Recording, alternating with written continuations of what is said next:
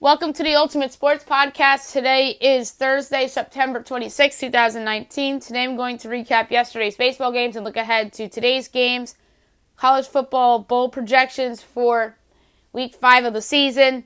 Going to give out a pick for tonight's Memphis-Navy game from Memphis.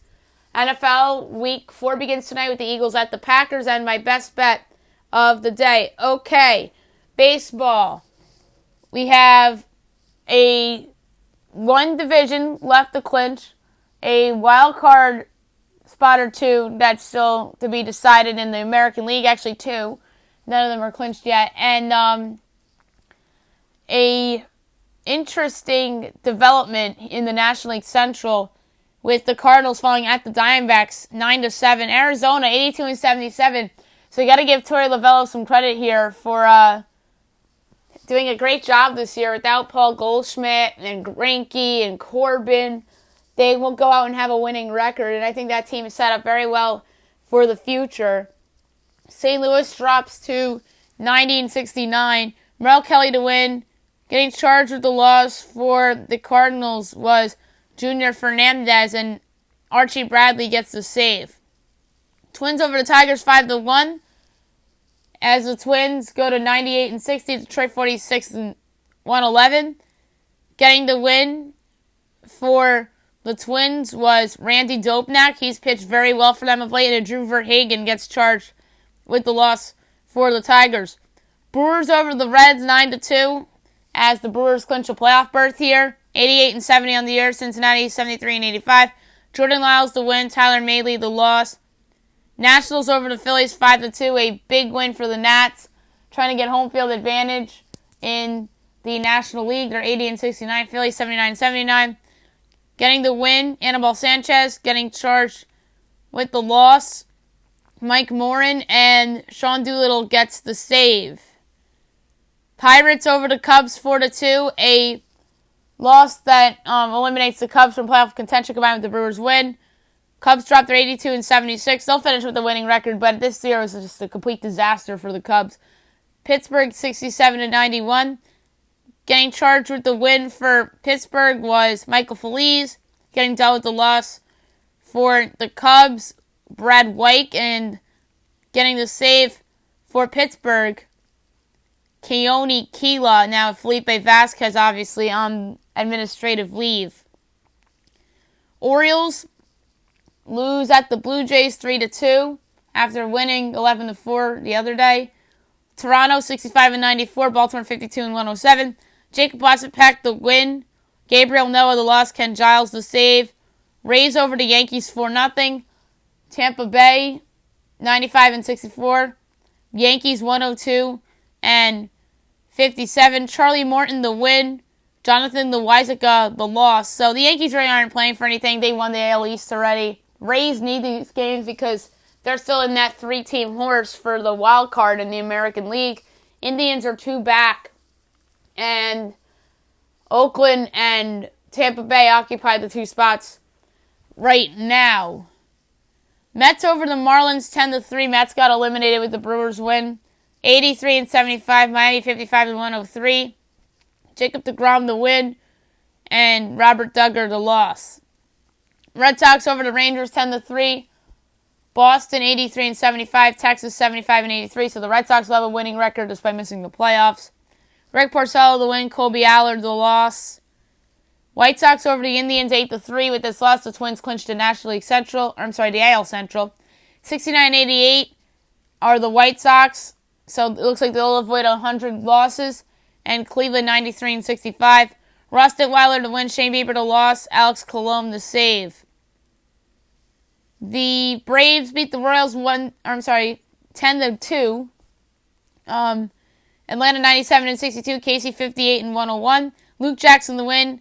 Getting charged with the loss for the Royals was Jacob Barnes. So Atlanta with 3 more wins can get to 100 on the season, which would be a nice mark for that team.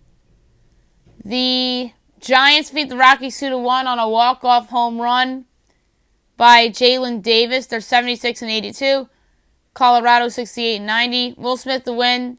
Getting charged with the loss for Colorado was DJ Johnson. So Giants finishing under 500 in Bruce Bochy's final year. They should have never been buyers at the deadline. That was just moronic for the Giants, and they should have absolutely traded away Bumgarner, and that was just a mistake as they finished the year with a losing record.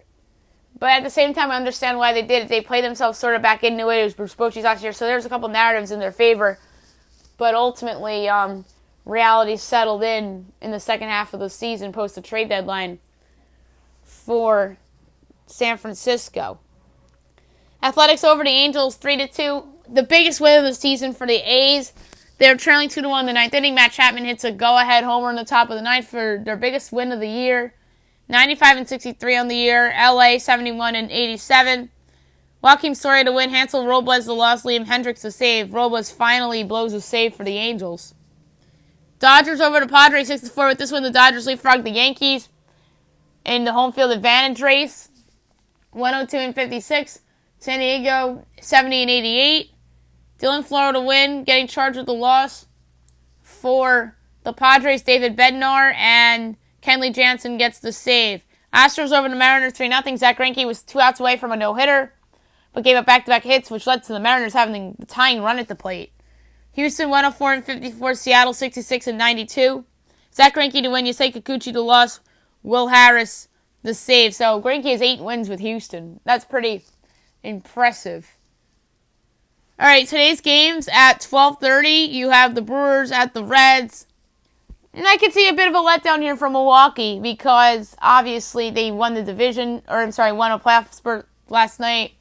So the day after a clinch is normally a letdown. We've seen that with the Yankees after they clinched the AL East. They lost to the Blue Jays the next day. We saw that with the Dodgers after clinching the NL West. They lost to the Orioles the next day. I won't be surprised if the Twins have a letdown game if they play today. So keep an eye out for some underdogs to win outright in baseball today. Chase Anderson and Luis Castillo. So this is a perfect underdog because the Reds got their ace going. Twins at the Tigers. You have Jordan Zimmerman against Devin Smeltzer. But the thing here is that the Tigers completely stink. But then again, you know who else completely stinks? The Baltimore Orioles. And they knocked off the Dodgers after the Dodgers won the NL West. And obviously the Dodgers are much superior than the Minnesota Twins. So I could see the Tigers winning outright here at home against the Twins today. And that's a 1 o'clock game. 2 o'clock, you have the Red Sox at the Rangers. You have Mike Minor, who's had a nice year for Texas, and Travis Lakin's going for Boston. So Texas, I think, is want to show some people a little something here at their last 4 games because it's the last few games in their home ballpark with the new ballpark being built. So I could see a world where Texas upsets the Yankees a couple times over the weekend, and they're actually favored here against Boston. I mean, that's because of Minor. I mean, making the case against the Rangers for the weekend is that Minor, their best pitcher, is going tonight against Boston. Then you have Lance Lynn against the Yankees and 2 mediocre pitchers or bad pitchers going on Saturday and Sunday. So maybe Texas picks off the Yankees once, but I don't see them winning that series. I think the Yankees ran into a team in the Rays a little bit that obviously has to win these games to go to the playoffs. So I think New York kind of wants to bounce back a little bit here to get themselves ready for the playoffs, and they obviously start in 8 days from now at home against probably the Minnesota Twins, and then the Astros will start on Friday against the wild card winner, whether that's Cleveland, Oakland, or Tampa Bay. And if you're the Astros, would you rather see the Indians, Athletics, or the Rays? I'd say they would want the Rays because I think that's the weakest offensive team of that group.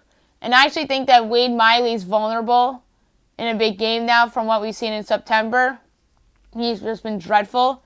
And Oakland's played well against them, and they know them as well as anybody because they've played them 19 times this year from being in the same division. So I don't think the Astros want any part of Oakland. And Yes, they swept the Indians last year, but I don't think they want any part of the Indians either. With that rotation and with Jose Ramirez back. But reality is, I think the Jose Ramirez injuries ultimately will cost the Indians, will cost them a playoff spot, and quite frankly, the division as well. But we'll talk about this on Monday and on tomorrow's podcast as well in terms of playoff ramifications. Back to the schedule. 3:40 Dodgers, Padres, Clayton Kershaw and Joey Lucchesi. 3:45 Rockies, Giants, Kyle Freeland and Tyler Beede. Phillies, Nationals at 4 o'clock. Jason Vargas and Steven Strasburg. 7 o'clock Cubs, Pirates, Jose Quintana and Joe Musgrove. Marlins, Mets, Jordan Yamamoto and Zach Wheeler. 8 o'clock Indians against the White Sox, Aaron Savali and Dylan Cease. 10 o'clock Astros, Angels, Wade Miley and Jaime Barria. And Athletics, Mariners, Sean Manaea and Felix Hernandez. By the way, Hernandez's final game is a Mariner coming tonight. So, emotional game in Seattle there for those fans tonight against an Oakland team that has to win these games against inferior opponents to clinch that wild card spot. And if they want home field advantage in that game too, I'm sure that's something that they care about as well.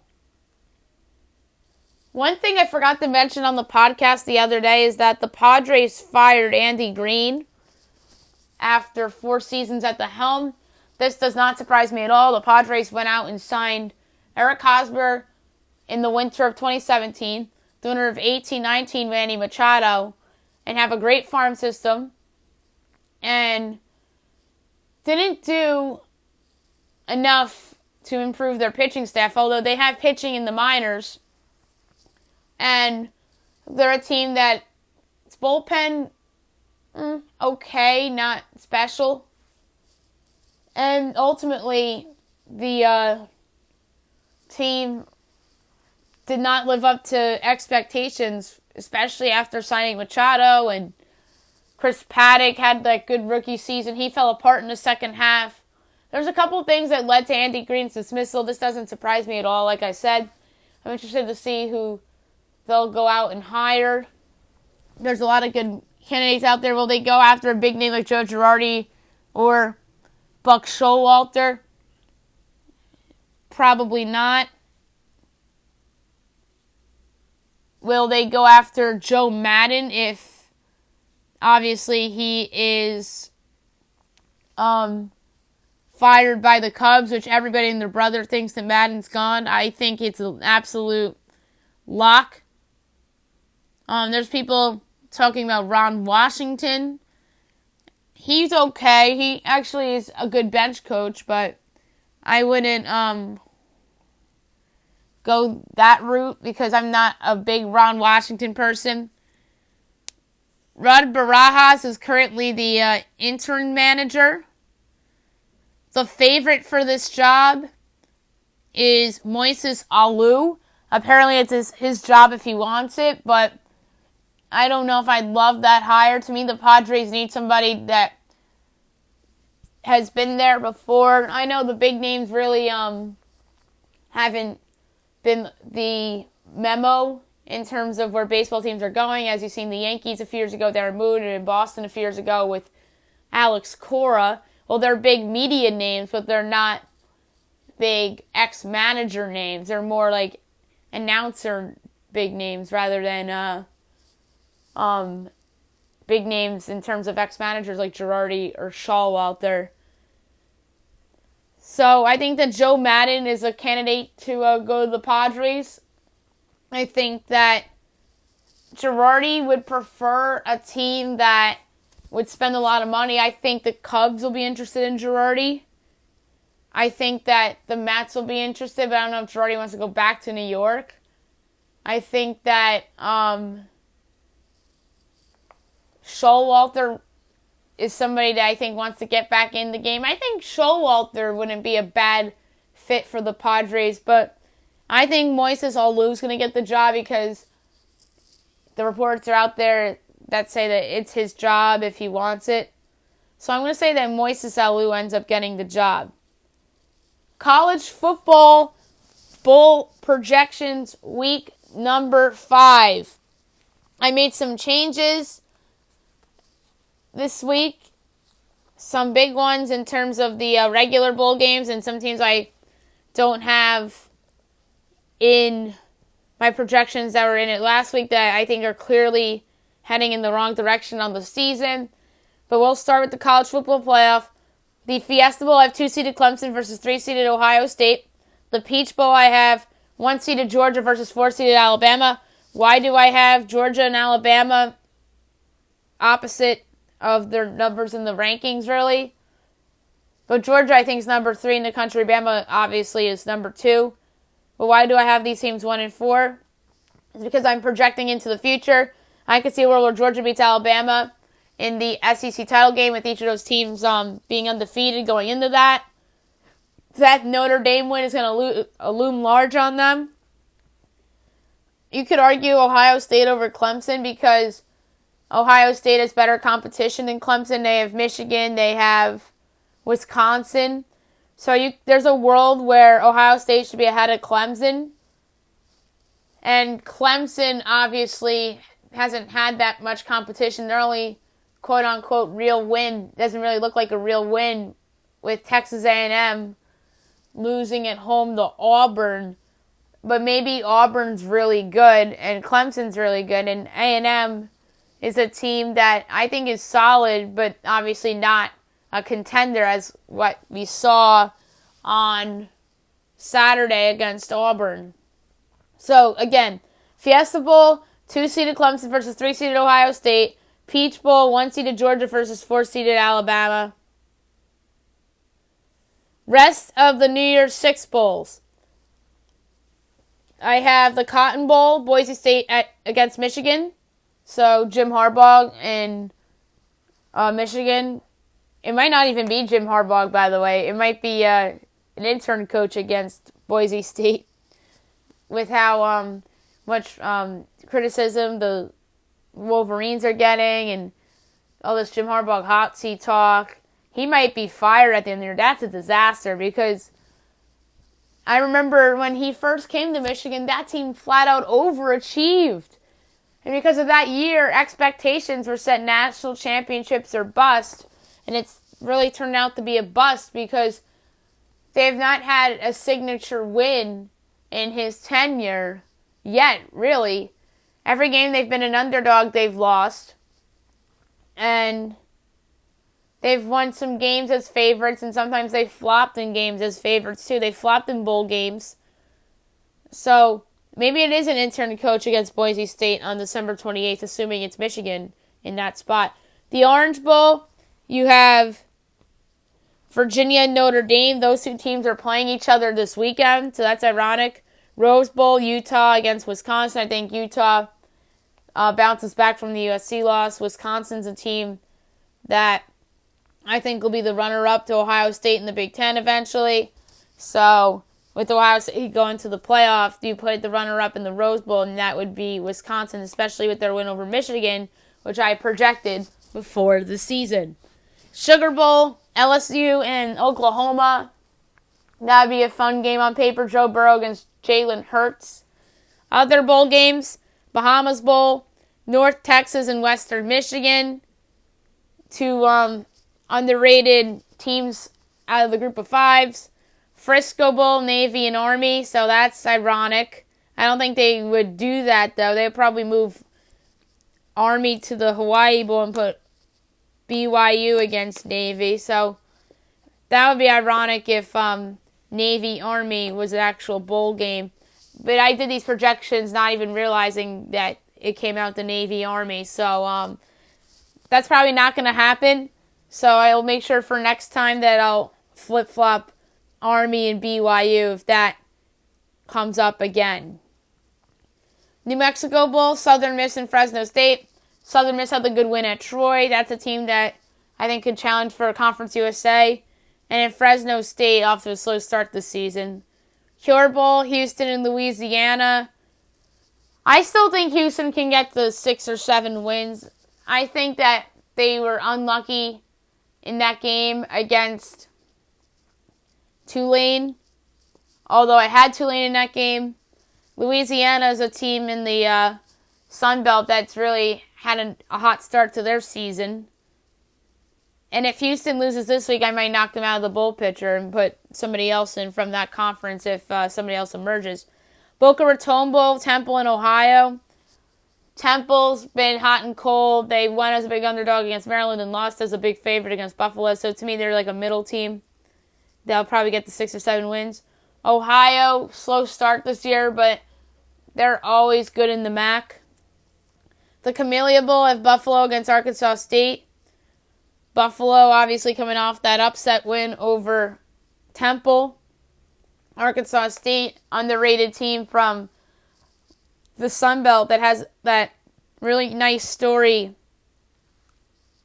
Not really nice, but a sad story that's gotten a lot of attention, and it's nice in the sense that they're rallying around it and being supportive of the coach who obviously lost his wife due to cancer. So I really hope Arkansas State does well for the coach. So that's just a nice story there that he's back with the team and really coaching these guys up. The Vegas Bowl, Utah State and Colorado. Utah State fresh off the big win against San Diego State. Colorado looks like a surprise team in the Pac-12 this season. Even though it lost to Air Force, it bounced back the next week and beat Arizona State, which I predicted. New Orleans Bowl, Louisiana Tech and Appalachian State. App State's probably the favorite in the Sun Belt. La Tech off to a solid start this year. Gasparilla Bowl, you have Cincinnati and Marshall. These two teams are actually playing against each other this weekend, if I'm not mistaken. Hawaii Bowl, BYU and Hawaii. Hawaii's overachieving. BYU could potentially be out of my bowls if they get picked off. So we'll see about that. Nevada and Pitt in the Independence Bowl. Pitt with the big win against UCF puts them back in the bowl picture. Nevada's a team that, in my opinion, is underrated in the Mountain West and had the upset win against Purdue in Week 1. Quick Lane Bowl, Boston College and Nebraska. BC is a team that I think have a couple upsets in them and could get to 6-6.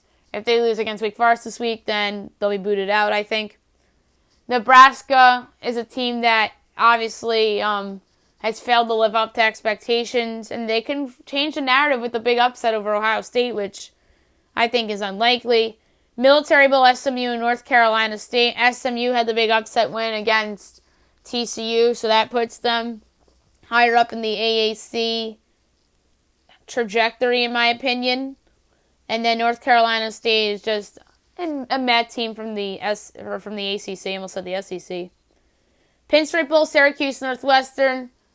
Northwestern's really inept offensively, but they'll, I think, find the way to 6 wins because they do every year. And then Syracuse, obviously, looks like an underachiever through the first couple weeks of the season because they got blown out by Clemson and blown out by Maryland. And then they bounced back and beat Western Michigan. Western Michigan's good. I'll give them credit for that one. But Syracuse is obviously not the second best team in the ACC like so many people thought they were before the season. The Texas Bowl, Oklahoma State and Kentucky. The Cowboys are a team that is good offensively, but I don't love their defense very much. I think that that's a team can get to 7 or 8 wins in the Big 12. Kentucky lost its quarterback, but I think they can still get to 6 or 7. Holiday Bowl, Iowa and Arizona State. Arizona State, I think, is in a good position to bounce back after the Colorado loss last week. They're in a similar situation as Colorado was a week ago. A team that's come off the bad loss that has a bounce-back capability. I think Arizona State could do that this week against Cal.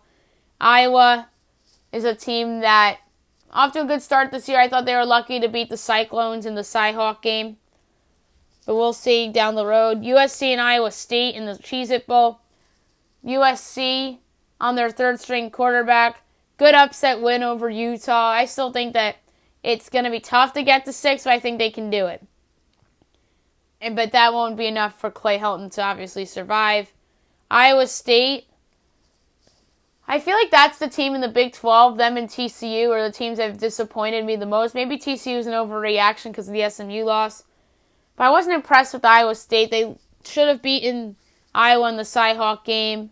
They obviously were taking the triple overtime by Northern Iowa. So I'm not all that impressed with the Clones, although they did put a number on Louisiana Monroe, who I'm not a fan of. I don't think Louisiana Monroe is that good at all. But somehow they almost beat Florida State. So that's a little weird.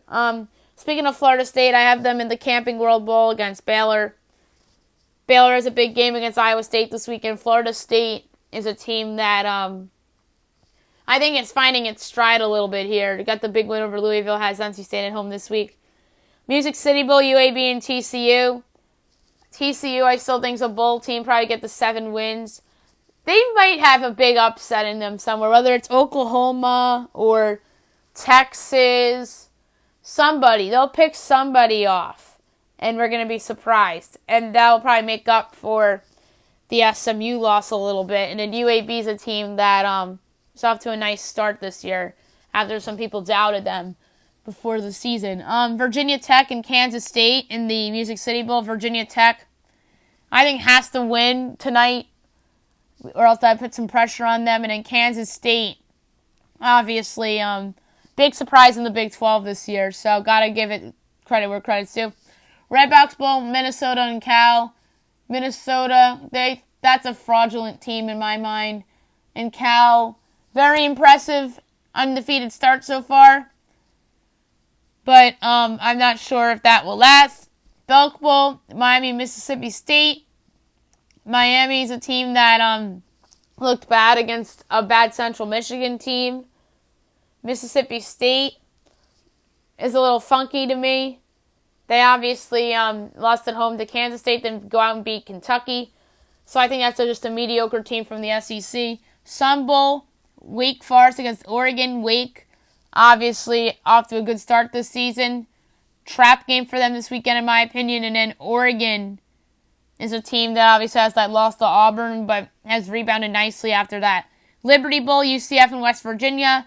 UCF, I think the best team in the American again this year. But I think they have a right to be picked off again. Yeah, they were picked off by Pitt. I think they can be picked off in conference play. And that will give a team maybe like Cincinnati an opportunity here to jump into that spot. And West Virginia looks like a surprise team from the Big 12 this year. They're 3-1 to start the year. The one loss being that ugly loss to Missouri. And what I thought was a bad spot for the Mountaineers after Missouri lost to Wyoming in week 1. That was just a prime bounce back spot for Kelly Bryant in Missouri. So I can't really fault them for that. They go out and kill NC State. They barely beat Kansas, but I just thought that West Virginia was peeking ahead a little bit to the Texas game. They have a bye this week, but I thought that they were peeking ahead to Texas a little bit. And then obviously what hurt them in this game in terms of not being a blowout was for settling for field goals and not touchdowns against Kansas. The Arizona Bowl, Wyoming and Georgia Southern. Wyoming's a team that I think can get to 6 wins, but I think they're in trouble if they don't win this week against UNLV. Georgia Southern is interesting to me. They have a big game at home against Louisiana, in which they're a dog at home, so that's weird. Alamo Bowl, Texas and Washington, 2 very good teams. I think that's the best non-New Year's Six Bowl. It feels like that's it every year. Texas, obviously, Sam Ehlinger. That's a team that I think could potentially get the 10 wins if things broke right. Washington, bad loss against Cal. But they've rebounded nicely with that big win over Hawaii, and then they put up a number on BYU, which was pretty impressive. BYU's not terrible.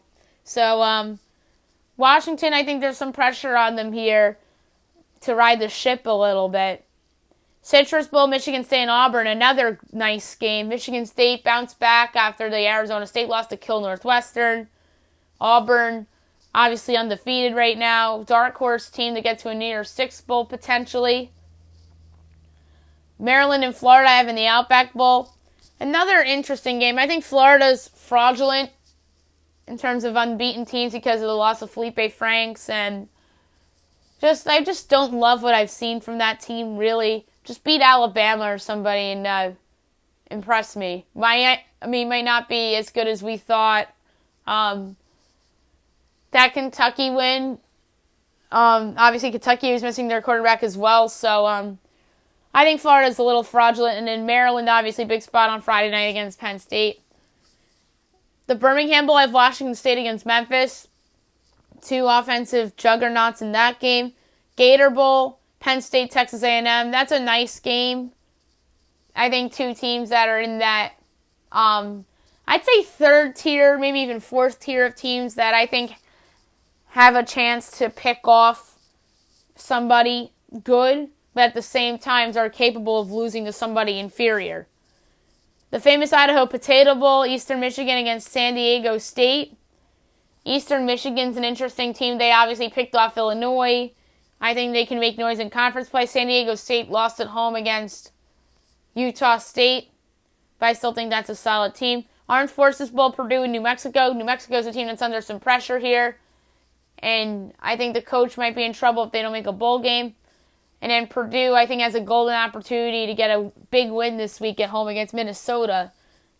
And in the Mobile, Alabama Bowl, Toledo and Troy. Toledo, I think, has an opportunity to upset BYU this week. That's a team that is normally very good in MAC play, and then Troy's been one of the better teams in the Sun Belt over the last couple of years. So yeah, that was a pretty long bowl projections segment because I wanted to talk about some of the teams here and what they've done so far during the season. One more thing before we get to picks. Melvin Gordon reported to Chargers camp today. So that's good news for the Chargers. They're 1-2. Their offense kind of sputtered in a couple spots, obviously against the Lions in week 2 and a little bit against the Texans in week 3. Gordon won't play this weekend, obviously, and they don't need him against the Dolphins. The Dolphins suck, and we all know that. So they don't need him against Miami. But after that Miami game, they play Pittsburgh, and it looks like that's when he's going to return to the Chargers lineup. And maybe he'll help out in both the running game and obviously the passing game as well, because he's somebody that is capable of impacting the passing game. I lied about there being one more thing left to talk about before we do picks. And there's one more thing that I want to get into. College basketball news. Georgia Tech banned from basketball postseason and put on 4-year probation due to impermissible benefits. Yikes. Georgia Tech, obviously, Josh Pastner. That's a team that has overachieved a little bit under Pastner. Not really talented teams per se, but teams that I don't think they've made the tournament with Pastner, but they've come close a couple times. So that's a team that a lot of people are obviously going to be down on for the season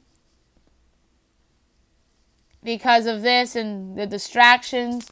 That's why I was down on Missouri football. If you're banned from something, like, I'm against you because that's always a distraction. I know it really hasn't hurt Missouri yet, but that's obviously a team that is banned from the football postseason, but now we got a basketball ban for Georgia Tech. This is Pastner's third season with Georgia Tech. His first year, NIT runner-up, and then under 500 the last 2 seasons. Finished in 10th in the ACC last year and in 13th 2 years ago, and in the year they made the NIT and was the runner-up, they finished in 11th. And that was a deep ACC that year, and that Georgia Tech team was supposed to be terrible, but they obviously overachieved and made the NIT, and I believe Pastner was the ACC Coach of the Year. And yes, he was the ACC Coach of the Year in 2017. So, obviously a ban there, and I think this puts Pastner's job at Georgia Tech in jeopardy here. So that's just unfortunate for him. And by the way, he's under 500 as the Georgia Tech coach, 48-53. Yikes! I didn't even realize he was under 500 as their coach. And that'll probably continue over the next few years, and maybe he does lose his job. But anyway, banned from postseason play in college basketball are the Georgia Tech Yellow Jackets. So just an unfortunate story there in the college basketball world. Now we'll get to picks. We'll start with college football. We got a game tonight, Memphis against Navy, 8 o'clock, ESPN. I think it's a big game, prove-it game for both of these teams. I think there's some more pressure on Memphis in this spot because they're home as a double-digit favorite. Navy, if they make this interesting or perhaps win, then obviously Navy's going to get a lot of buzz in terms of a possible surprise New Year's Six team down the road. And the same can be said for Memphis here. If they put up a good fight against Navy and potentially blow them out. My pick here to win the game is the Memphis Tigers. They are favored by 11. The over-under is 54.5. But my play here for the game, like I said, Memphis is going to win, but I like the over 54.5. I think that obviously both of these teams can flat out score. And Brady White, I think, is one of the more underrated quarterbacks in the country. So I think this is a win for Memphis that could potentially be in the 40s. So I could see this game being like 40-27 Memphis. And that would qualify for me as an over. So give me Memphis to win straight up, but over 54.5. Now we're going to switch to the NFL, where the Packers host the Eagles on Thursday Night Football. The Eagles coming off a very bad home loss against the Detroit Lions, who I think are fraudulent. The Packers are coming off a home win over the Denver Broncos. I think the Packers are actually fraudulent too, because their offense really hasn't been clicking. Their defense has been clicking, though, and it's the best unit on the field in this game. And that's why I like the Green Bay Packers to go out and win this game. They're actually favored by 4 right now. It was 5. It's 4. I think the Packers are going to win this game, and I like them to cover the 4. I'm going to say the Packers win this game by a score of 26-19. So, again, I'm laying the 4 with the Packers, and I think that they win by a touchdown here at home against the Eagles on Thursday Night Football. And I do think this game will be competitive. Alshon Jeffrey's back for Philly. But I think Philly's defense is vulnerable, and I think you'll see flashes of great Aaron Rodgers again in this spot. Best bet of the day brought to you by DraftKings. I'm going to take the Packers on the money line, actually, in this, because why not? I'm going to take the Memphis Tigers on the money line, because why not? So that adds up to minus 112. Now we'll go to baseball. We'll take the Texas Rangers against the Red Sox. I know that's a weird pick. Throwing minus 117. I think that's value for the gamblers out there, with Mike Minor on the mound, his last start of the year. He wants to go out and prove to people that his stats are for real and whatnot. Kershaw and the Dodgers on the road at the Padres. I'll take them. I'll take the Nats at home against the Phillies. Nats playing for home field advantage. Mets at home against the Marlins. Meaningless game, but I'm taking the Mets. Indians need this game. Bounce back spot for them against the White Sox. Aaron Savali on the mound. I'm going to avoid the Astros. Yes, I did just say that. Wade Miley's been terrible. I'm avoiding the Astros when Wade Miley's on the bump, especially in the playoffs against better offenses. But I think this could be a bounce-back spot for Miley because of no Trout and no Ohtani. But I've seen worse lineups beat up Wade Miley, like that Mariners lineup. That's pretty bad, too. But I think this Angels lineup is worse than the Mariners lineup right now without Trout. So I'm going to stay away from Wade Miley. And then my last pick is going to be the Athletics at the Mariners and Felix Hernandez's last game. So shade above 20-1, wagering $1, payout of $21.09. That's it for the podcast today. I'll be back tomorrow recapping Thursday Night Football, college football, baseball, I'll give you my prediction for the WNBA Finals. I'll give you picks for the rest of the weekend in terms of college football and the NFL. And my best bet, obviously, as well as any other news that breaks in the world of sports. Hope you guys have a great day, everybody.